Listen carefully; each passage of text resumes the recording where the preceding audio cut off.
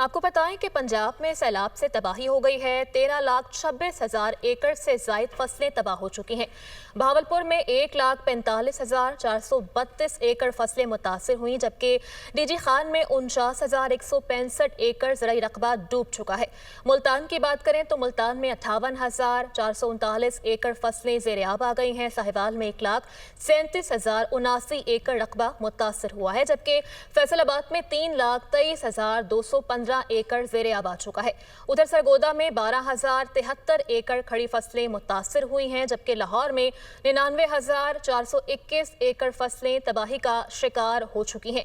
इस हवाले से बात करने के लिए हमें ज्वाइन करेंगे सदर किसान इत्तेहाद खालिद खोकर साहब हमारे साथ मौजूद होंगे, जबकि ब्यूरो चीफ हसन रजा ने भी हमें ज्वाइन किया है कसूर से।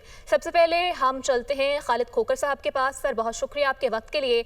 सर, क्या कहेंगे तमाम तर सूरत हाल के हवाले से, जो तमाम तर नुकसान हो रहा है और जब तक हो चुका है और जो जारी है सैलाब के बाइस फसलों का, क्या मुतालबात हैं आपके हुकूमत से?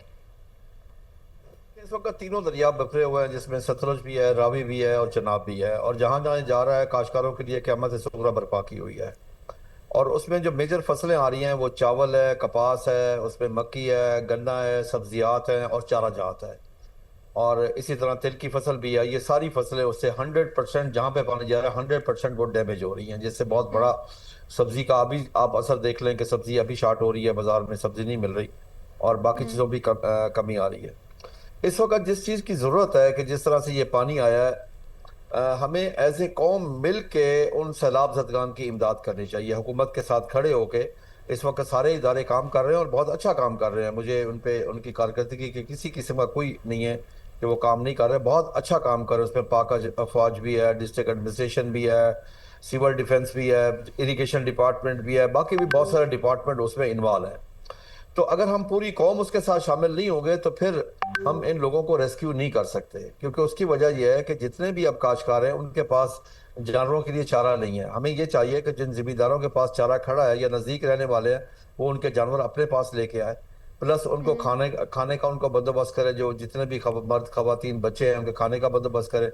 अगर हम ऐसे कौम मिल के, जिस तरह हमने इंडिया के खिलाफ जंग लड़ी तो पूरी कौम इकट्ठी थी, अब भी पूरी कौम को इकट्ठा होना चाहिए और इकट्ठे होकर उनकी सपोर्ट करनी चाहिए, क्योंकि उसकी वजह यह है इस्लाम ने सर हमें सिखाया यही है। इस्लाम में देखे ना, अल्लामा इकबाल ने कहा था ना कि दर्द दिल के वास्ते पैदा किया था इंसान को, वरना ठीक है खालिद खोकर साहब, हमारे ब्यूरो चीफ हसन रजा साहब हमारे साथ ही मौजूद हैं, वो आपसे कुछ सवाल करना चाहते हैं।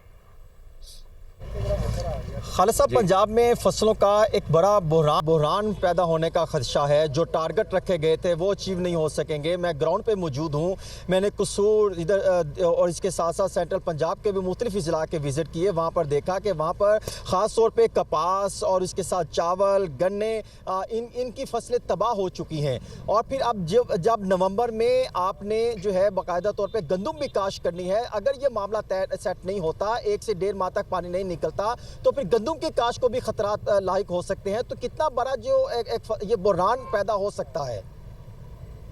देखिए जी, गंदम को 2 तरह का खतरा है। एक तो जिस पानी का खदशा है जी, कि पानी का उस वक्त तक वतर आता नहीं आता। दूसरा, गंदम में एक हिजान की कैफियत है कि काश्तकार कहता है मैं गंदम क्यों काश्त करूं जब मुझे पैदावारी लागत मुझे वापस नहीं मिलती। जब हुकूमत उस वक्त आके उसको रेगुलेट कर लेती है, जब उसकी गंदम चली जाती है तो उसके बाद उसको डीरेगुलेट कर लिया जाता है। जिस तरह पिछले साल भी 8 अगस्त को एक लेटर जारी करके गंदम के रेट फिक्स कर दिया। अभी भी हुकूमत ने 21 अगस्त को अब फिर एक लेटर जारी कर दिया, एक मरासा जारी किया कि डीसी कमिश्नर को गंदम का रेट कंट्रोल करो। एक तरफ हुकूमत कहती है डीरेगुलेट, दूसरी तरफ से रेगुलेट करती है। अपनी ज़ात के लिए रंजा, दूसरे के लिए कैदू बनने की हुकूमत कोशिश कर रही है।